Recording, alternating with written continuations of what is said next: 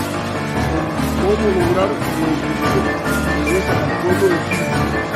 ¿Qué quiere gente en el país donde a la gente le vaya bien? Que se crean entre los cubanos en el exterior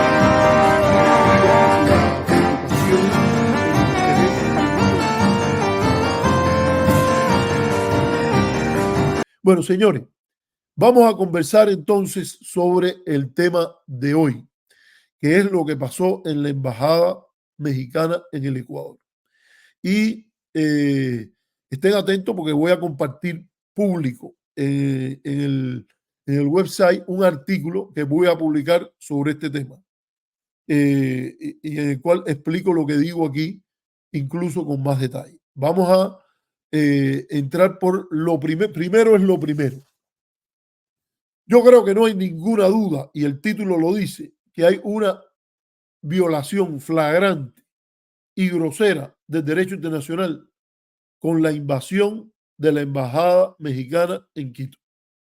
Yo creo que ha habido, ya es notable el consenso internacional en la región americana y más allá. En la región americana, el comunicado más tibio es el de el Departamento de Estado, que habla de una violación del derecho internacional. No es un comunicado, fue lo que respondió el portavoz del Departamento de Estado de apellido Miller, en el cual él dice que ha habido una violación del derecho internacional, que es importante respetar el derecho diplomático, pero no dice quién es el que lo violó. Yo creo que se infiere que por su dramatismo, el señor Jorge Glass estaba en la embajada mexicana desde diciembre y Estados Unidos nunca dijo de que vamos a recordar que hay que respetar el derecho diplomático. Lo dijo a horas después de que Ecuador invadiera la embajada. O sea, si incluso usted dice, mira, este es el que más suavecito entró, también está diciendo que hay una violación del derecho diplomático. Mejor si lo hubiera dicho, mejor si lo hubiese dicho en términos explícitos. El otro gobierno que lo hizo un poco también de ese corte es Canadá, pero también dice que hay una violación del derecho diplomático. Pero para hablar con claridad, el gobierno de Javier Milei, que hemos discutido aquí sobre las ofensas que hizo a presidentes de izquierda, se metió en un rollo él a discutir allí y hablar en contra de con cuanta gente pudiese buscar problemas, se lo buscó. Pero en el caso de en este tema, por razones de interés o por razones de principio, miren, como yo siempre digo, desde la literatura constructivista de relaciones internacionales, si usted hasta por conveniencia, instrumentalmente, empieza a comportarse y a justificar su comportamiento por razones morales, legales, que son apropiadas, a la larga usted está perpetuando la norma, la está normalizando. Y las funciones crean roles, los roles crean identidades y a la larga eso explica positivamente, es un proceso positivo de afianzamiento de lo correcto. No hay poco menos que celebrar que todos los gobiernos del hemisferio, particularmente en la América Latina, incluyendo el de Javier Milei, se han referido con claridad a que lo que se ocurrió contra México fue una violación del derecho diplomático, una violación del derecho internacional. Mira, yo no sé quién me dice, espérate, yo tengo que ver esto, me dice Lady Torres. Yo generalmente soy el único que bloquea aquí. No sé, la única otra persona que yo he autorizado a bloquear es a Mendive. Voy a hablar con Mendive porque tampoco quiero desautorizarlo si él hizo algo ahí. Pero Giovanni, tú siempre eres bienvenido en este programa y la interacción que has tenido conmigo ha sido siempre muy respetuosa. Parece que es la esposa de Giovanni la que pone esto, de que parece que de alguna manera está bloqueado en el chat. Voy a ver eso, Giovanni. Dame un tiempo. Ahora no puedo porque yo hago el programa solo y no sé ni siquiera si Mendive está conectado. Entonces, miren, señores, esta es la primera. Ha habido un consenso internacional y está claro que es muy difícil hablar de que invadir una sede diplomática a partir de que se discrepe de una decisión sobre el otorgamiento de asilo es desproporcionada, violatoria del derecho internacional, transgrede una piedra angular del derecho diplomático, que es la inviolabilidad de los locales de la sede diplomática. Es muy curioso, yo creo que el descaro, podría decirse, la torpeza, no vamos a usar la palabra descaro, la torpeza del gobierno de Daniel Noboa es tal que justo cita a todos los principales instrumentos internacionales que en su articulado hacen ilegítima y violatoria del derecho internacional la acción de la entrada por la fuerza a la embajada de México en Quito. Y ahí es donde vamos a concentrar las explicaciones que vamos a poner ahora. ¿Cuáles son esas explicaciones? Primero, ¿qué documentos aquí habría que invocar? En primer lugar, es la Convención de Viena sobre Derecho Diplomático, que es posiblemente el tratado más ratificado después de la Carta de las Naciones Unidas. Fíjense que esto se aprueba en 1962 y ya para 1965 tiene el mínimo de firmas que hacen que la Convención de Viena entre en vigor. En este sentido, es cierto que hay varios artículos, como los invocados por la Cancillería ecuatoriana, que dicen claramente que no se puede intervenir en los asuntos internos de otros estados, que dicen claramente también que la sede diplomática no deben ser usados para otros usos incompatibles con la condición de promover buenas relaciones entre los países, etcétera. Pero eso es parte del contexto, el marco en el cual se sientan la administración del derecho internacional. Un enfoque importante de derecho internacional y que creo que tiene también que ver con la ley interna, pero yo no soy especialista en temas de ley interna. Sí he estudiado muy bien el derecho internacional en varias escuelas, con personas verdaderamente muy capaces en este sentido, empezando por mi profesor en el IRRI, Miguel de Stefano Pisani, que fue mi profesor de Derecho Internacional Privado, mi profesor Miguel Alfonso, que siempre lo recordaré a ambos como grandes profesores en el IRRI, alma mater de la que también sigo con mucho orgullo. Después, en la Universidad de Columbia, donde tomé clases con Peter Danchin y clases con Laurie Danroch, que son excelentes profesores de Derecho Internacional, top a nivel mundial. Y después en la Universidad de Denver, con quien fuera presidente de la Comisión Interamericana de Derechos Humanos, con varios cargos en el mundo académico, incluso estuvo en Somalia cuando el tema del Black Hawk Down, Tom Farrer y el profesor Claude Destré, también con graduación en Harvard. He conversado mucho sobre este tema de derecho, sobre todo el vínculo derecho internacional, derecho constitucional, con mi coautor del libro que hice sobre Raúl y la Nueva Cuba, Harlan Ebrans, y he escrito sobre este tema. No sobre el tema de la protección de sedes diplomáticas, pero he escrito y en varias cosas hago referencia. He dado incluso cursos de derecho internacional. Esas son mis credenciales. No quiero poner más, no soy ni un prominente escolar o académico de derecho internacional, pero conozco bien mi materia. ¿Y qué quiero decir aquí?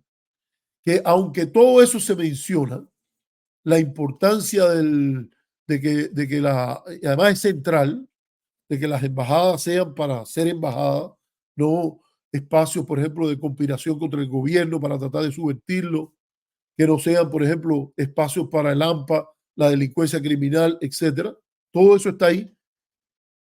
El enfoque fundamental de derecho internacional se concibe como la administración de un sistema de justicia.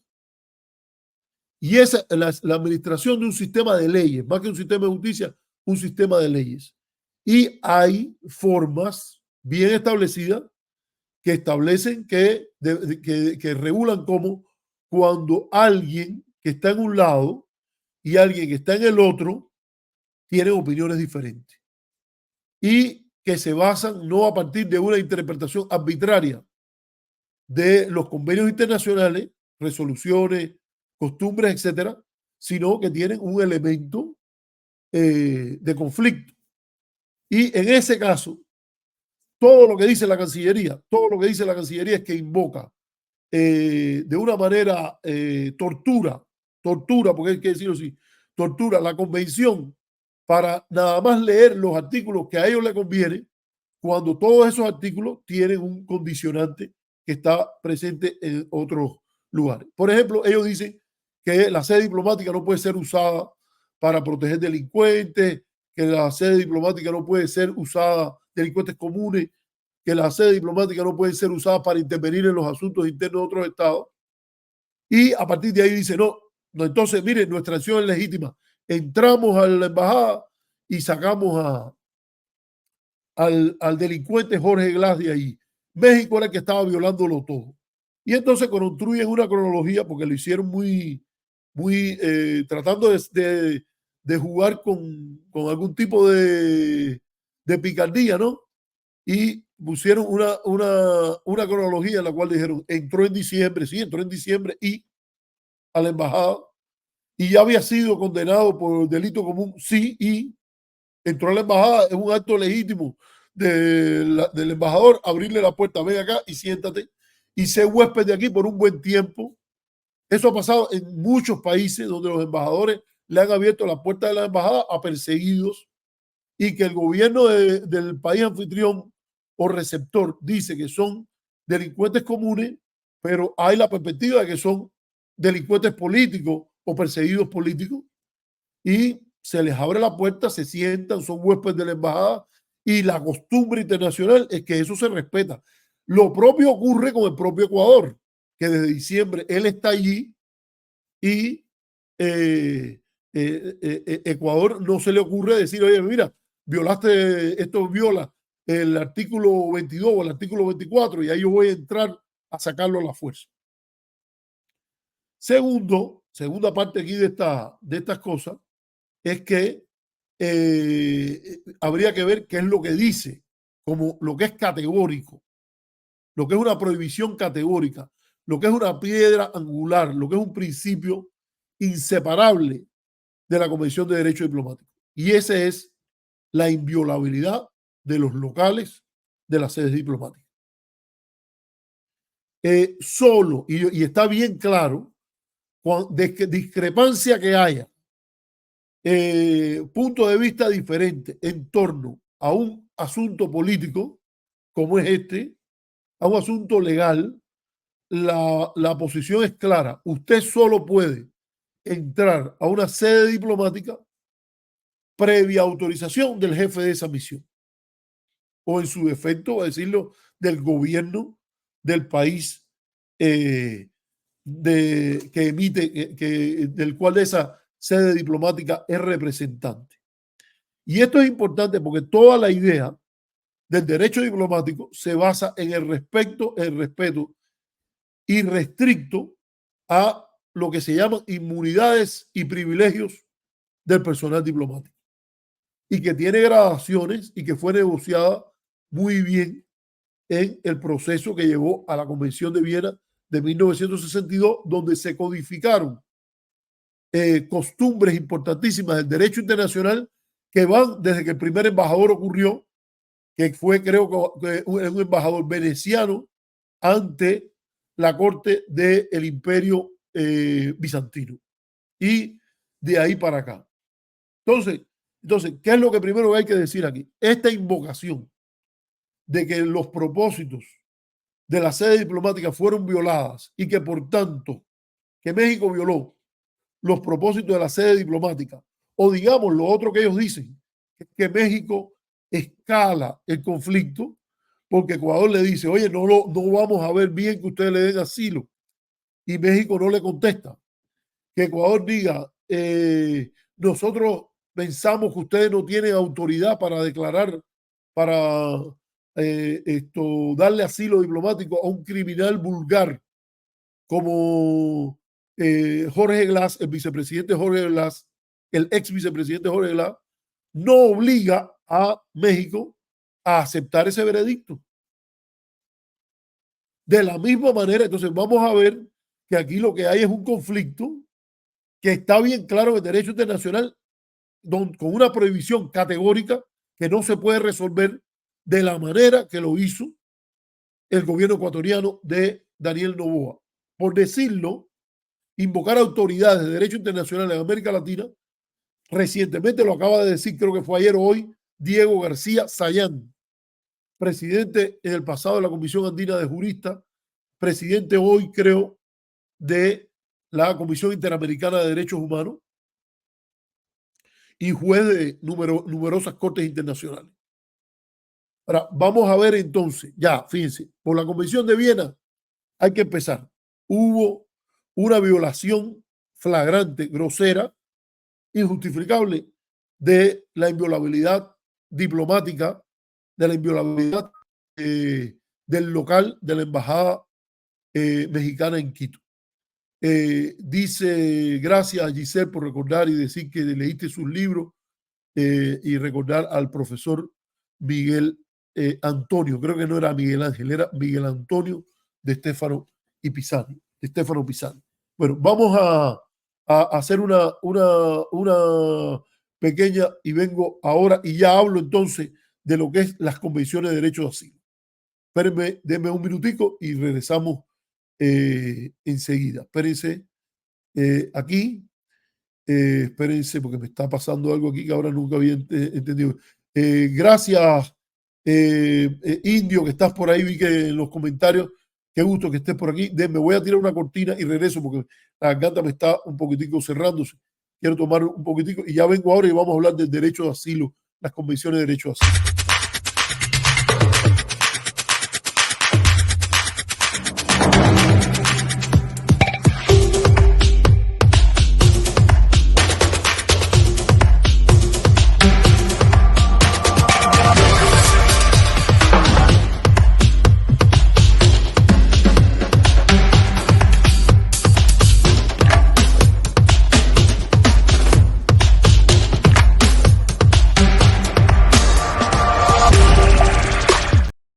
Bueno, ¿qué les quería decir aquí? Bueno, para un poco cerrar, redondear aquello. Usted puede hacer un Google, vaya, Convención de Viena, Derecho Diplomático. Lea, lo puede leer completo porque además no es tampoco una cosa tan difícil, pero puede leer el artículo 22, que es donde esto está expresado con toda categoría. Ahí se confirma la inviolabilidad de los locales de las misiones con una prohibición categórica y explícita a la entrada de los mismos de agentes del Estado receptor. El Estado receptor o anfitrión, en este caso Ecuador, tendría la obligación de proteger esos locales y a los diplomáticos de cualquier agresión o intrusión no autorizada o daños a la paz y la dignidad de esa misión. Incluso en caso de abuso de las inmunidades y privilegios o de una emergencia, dígase un fuego, por ejemplo, el precedente es claro que el Estado anfitrión o receptor no puede entrar a esos locales sin el consentimiento del jefe de la misión diplomática. Así que, miren, yo sé que esto les molesta a alguna gente, yo sé que fíjense, como pasó con lo de Fulton Antrum, que han venido a acusarme a mí por divulgar lo que él dijo, o no sé si están desinformados, en este caso hay gente que no le va a gustar esto porque ellos se levantan y se acuestan y dicen, déjame ver de qué manera me vuelvo a expresar sin objetividad alguna, sin balance o buscar limitar mis sesgos. Déjame ver de qué manera me puedo expresar contra todo lo que sea algo que se acerque o tenga buena relación con el gobierno de Cuba. Yo sé que esa gente es parte importante del tejido social del exilio cubano. Ahora, esto aquí yo creo que es simplemente una cuestión de justiciabilidad, aplicación de la ley, y vamos allí y vamos a ver qué es lo que dice el derecho internacional al respecto. Y está bien claro que el texto del artículo 22, que es un artículo fundamental considerado por las opiniones jurídicas más importantes, piedra angular de la convención, dice no hay derecho a entrar a esa sede diplomática por ese motivo. Y las condicionantes previas, la aquiescencia del Estado representado o del jefe de la misión diplomática acreditada en el país anfitrión no está. De hecho, a la embajadora le habían declarado persona no grata y las imágenes son claras de cómo el administrador de la embajada, el jefe de la embajada, lo que se llame, de apellido Canseco, se opone a riesgo de su propia vida a lo que ocurrió en la embajada, para que quede claro. Ahí, en esto yo creo que hay poco que agregar. Vamos entonces a hablar sobre la Convención sobre Asilo Diplomático. Este es un área donde los cubanos, muy interesantemente, tenemos a La Habana metida en esto, porque en 1928 se hace una convención panamericana en La Habana. Es la última convención panamericana antes de la entrada de la política del buen vecino de Franklin Delano Roosevelt. Es un año muy importante en la historia de Cuba para los estudiosos de la dictadura de Machado, porque ahí ya se está produciendo la transformación en términos legales, jurídicos, constitucionales del gobierno de Machado, de lo que era un gobierno electo, más allá de discrepancias, no te gusta Machado, todo ese tipo de cosas, electo en 1925 a su transformación en un gobierno de facto a partir de una idea política totalmente fallida desde el punto de vista de una democracia liberal, que es lo que se llama el cooperativismo, por el cual Machado prácticamente invoca que él fue electo para una especie de mandato y el gobierno no terminaría en 1930, sino que él estaría ahí hasta que terminara su mandato y cosas de ese tipo. Llevó esto en cierta medida justifica que le hayan puesto el nombre de Mussolini tropical. Ahora, ¿qué pasa en esta convención, esta conferencia panamericana de La Habana? Primero, hay un gran debate sobre intervención, que aquí no lo vamos a abundar, pero que da para un gran programa, en el cual Oreste Ferrara, que había votado contra la enmienda Platt, o se había manifestado contra la enmienda Platt, de manera explícita, ahí él hace un discurso muy agradecido, entre comillas, por decirlo, porque también sus posturas han ido cambiando, y él hace un discurso donde dice que Cuba agradece la intervención, que la intervención en Cuba había traído la paz, la libertad, etcétera. Cuando ya varias delegaciones, particularmente la delegación mexicana y otras delegaciones, a raíz de lo que era la lucha en Nicaragua, de Sandino, etcétera, tenían unas posturas más anti-intervencionistas. Pero dentro de lo que está pasando, que hay muy buenos libros acerca de esto, la codificación de un derecho interamericano, aparece la idea de una convención sobre derecho de asilo, una convención sobre el asilo diplomático. Ahí se hace esta convención y esta convención es aprobada, pero inmediatamente se empiezan a registrar dificultades. Por eso es que alguna gente lo llama la Convención de La Habana de 1928 y otros lo llaman la Convención de Montevideo de 1933. Yo prefiero llamarla de La Habana enmendada en 1933 porque hay una convención de derechos y deberes de los estados americanos en Montevideo que es la pieza clave de lo que se discutió en Montevideo. El asilo diplomático es una discusión técnica que básicamente se maneja, se mejora la aplicación de la norma de asilo diplomático, pero el centro, el core, el corazón de la discusión en Montevideo es la Convención Americana de Derechos y Deberes de los Estados, donde brilla, porque hay que decirlo así, donde brilla por su conocimiento de la historia, por sus posiciones políticas independientes, por su oratoria, Herminio Portel Vilá, un historiador que muere después, creo que en los Estados Unidos, pero que es el autor del libro Historia de Cuba y sus relaciones con Estados Unidos y España, y que rompe con la revolución. Era considerado incluso en los años 50 como muy cercano a la embajada norteamericana, pero en mi opinión es uno de los grandes historiadores nacionalistas que tiene Cuba. Ahí el jefe de la delegación primero iba a ser Márquez Sterling, pero Márquez Sterling parece que no se quería meter en ese rollo. Estaba de embajador en los Estados Unidos, debía ir a Cuba y convertirse en una especie en secretario de Estado, y esto que podría, y él parece que él evade esto, se enferma, dice que se enferma, otros dicen que él estaba evadiendo la responsabilidad, no juegue ese papel.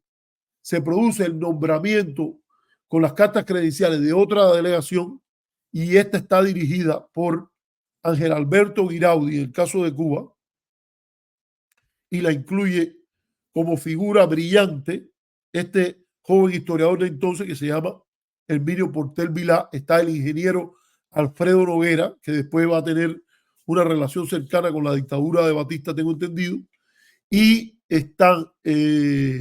la acompañan Juan Antonio Rubio Padilla y Dalia Rubio Padilla, o Dania Rubio Padilla, que es la hermana de Juan Antonio Rubio Padilla, y que no están originalmente, es difícil encontrarlo en el listado de la delegación, pero si usted va a las actas, encuentra, por ejemplo, que Dania Rubio Padilla estuvo en la Comisión sobre la Mujer.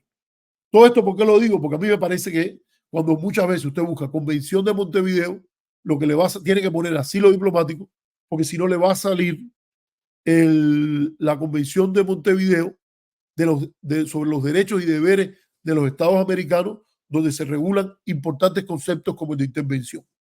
Pero bueno, ¿qué es lo que pasa? Ya vamos a ir a lo concreto de esta convención. ¿Qué es lo que dice la Convención de Asilo Diplomático de La Habana modificada en Montevideo? Bueno, es bien clara en su artículo 2, cuando dice: la calificación de la delincuencia política corresponde al Estado que presta asilo. Esta protección es lógica, pues si usted lo que trata es de enfrentar la persecución política o de proteger frente a la persecución política de otro Estado, fundamentalmente entonces de regímenes dictatoriales, dispuestos siempre a vestir el disenso político con el pretexto de un delito común, es precisamente para lo cual crece el derecho internacional americano en este aspecto. Si usted dice, mire, vamos a darle protección y asilo a disidentes políticos como parte de una agenda de protección y promoción de la democracia liberal en Estados Unidos, en las Américas, particularmente en América Latina, si usted dice, bueno, el que define absolutamente si el delito es político o común es el Estado anfitrión, nadie podría dar asilo político, porque bastaría que el Estado anfitrión o receptor le abriese una causa común al perseguido político.